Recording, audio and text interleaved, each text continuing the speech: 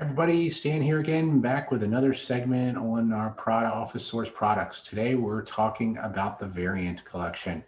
Um, this product line can be a bit more in depth and involved, complicated, whatever you want to say, because we have lots of options here of legs and there are components. It is a little bit like an erector set where you have to know what components you need and how to build the unit. So I am on page, I'm sorry, 50 and 51 in the regular COE catalog. And if you're referencing the OfficeSource catalog, this would be 44 and 45 to begin with here. So again, some good information on these pages that can help people understand how to build the components. Obviously, we give some nice looking typicals, all with different leg configurations on the left, just to show you the different looks. And then we start to break down these are what we call ghosting images, where we start to show how you build a standard unit. We don't get into every detail here on all the brackets that are needed. We do show the beam though, but you get the basic gist is, oh, okay, I have two legs and there's a beam that goes in between.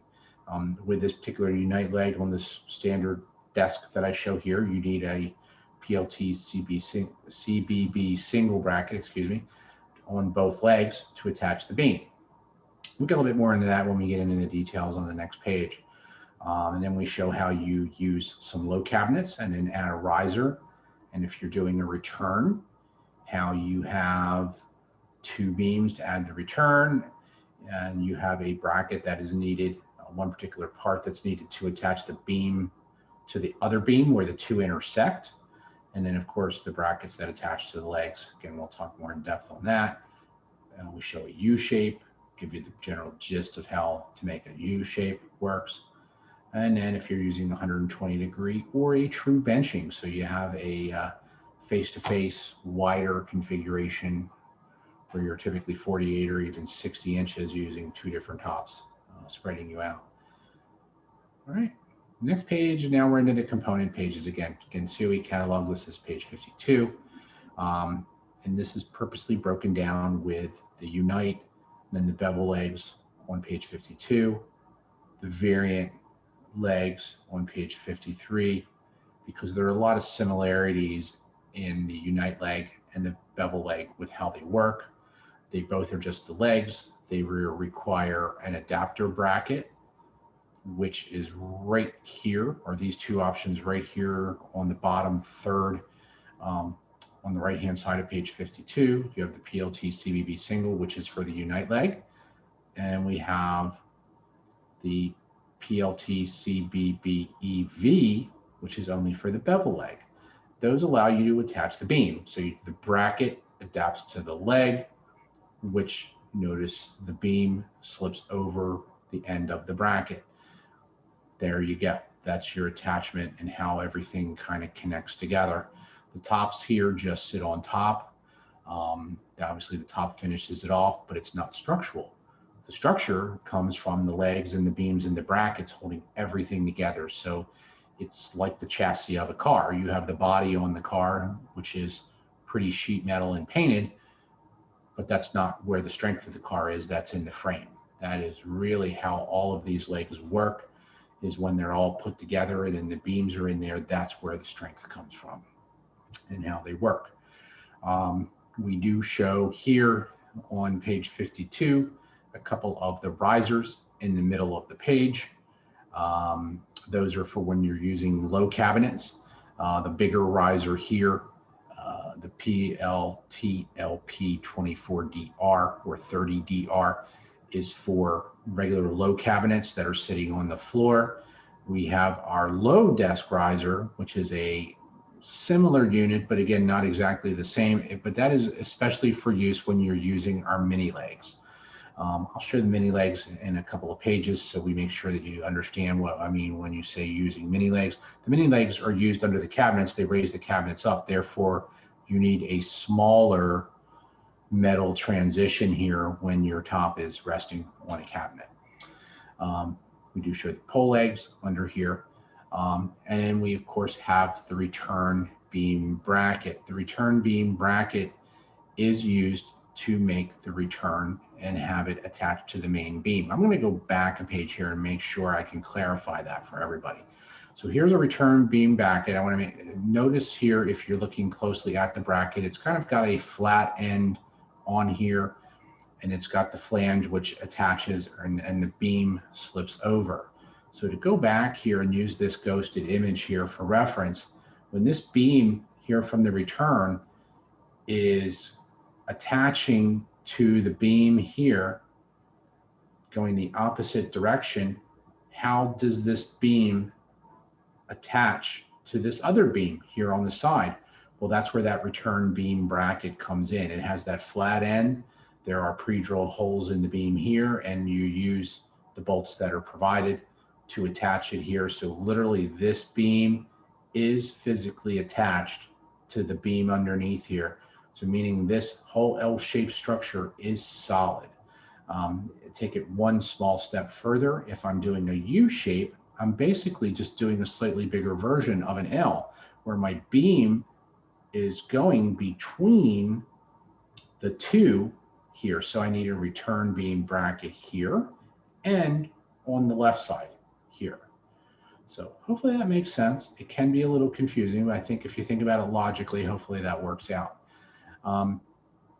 When we go over to the oblique legs, they work a little differently because these legs go all the way underneath the top, and there are actually notches for the beam to fit into in the top of the leg. They're very hard to see here. You can see them better right down here on the bottom half of the page. On page 53, you see the little rectangular notches in the legs. So your beam literally slides in there and is held in there with a set screw from underneath the leg mount here that you tighten against the beam. So you can insert the beam, tighten the set screw, and that secures it all through. You're not using a bracket that has to bolt to the leg, which is the way the Unite or bevel leg works on page 52. So you skip the step of needing a bracket. You still, if you're making a return, you still may need a return bracket from your return leg to the underside of a top. So that part in that bracket still may be used with the oblique leg on this page. These legs work a little bit differently because we're showing you here at the top of the page the options for the legs, what they look like finished, but you have to put the legs together. There is what we call a mount, which is the top metal part here, and easier to see the component here on the right hand side of the page. And then you have to buy your appropriate legs. So the leg mounts come in two colors, black or silver. You've got metal legs that you can buy, or you have wood, and you can mix the colors. So you can do espresso leg with a black leg mount and vice versa. The 41-inch high is very similarly constructed, except it has an extra beam support cross beam at the bottom here. And of course, the difference in these different leg mounts is width. Am I making a 24 or 30-inch deep top, 48 or 60-inch more benching style where I need the wider mounts? So you got to make sure we're using the appropriate size leg mount and legs there. The legs are not meant to stick out past the edge of the table. Everything here is designed that the leg stays under. It's not a tripping hazard, or you can get chairs, etc. If you're using these in a conference situation, you can get chairs pushed up underneath the tables and not have an issue. We do have on the bottom center here where it says additional supports. We do show you some extra hardware that you can buy if you need it.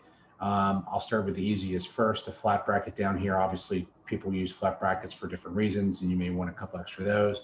If you're designing some kind of surface and you think you're got a span that needs some extra support, we have stiffener bars. And then we have what's called a PLT return support bracket. Our beams only go down to 48 inches, but we have tops that are smaller. So if you need to use that, you can actually use either leg style, any of the three leg styles here, and use a return support bracket to kind of cantilever in. So if you want to make a 24 by 36 by a PLT 2436 top. You have 2 legs. You're going to buy 2 of these brackets. You're going to need, if you're using either the Unite or bevel, you're going to need the appropriate adapter bracket, either the CBB single or the CBB EV. And then you can have it that way. And then this goes cannily, kind of sticks out like a support bracket and then screws underneath the top and helps tie the leg to the underside of the top so it cannot be easily kicked out, and you're not going to have a safety issue or support issue with your top.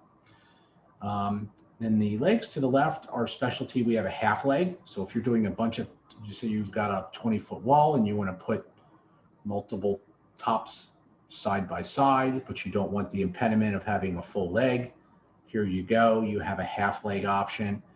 And then if you're doing benching, the same thing. So if you're doing a long benching run with multiple stations, say a 6-pod setup, you can have these in the center so you don't have the obstacle of a leg. These come with removable panels, these perforated panels. They don't have to be installed if you don't like the look. You can leave them off, but they're also made for wire management. That's why there's an enclosure here with these panels, is from longer setups. You can run your wiring down here to the floor and conceal some of your cords. Lastly, one bracket I didn't talk about is the connector beam bracket here.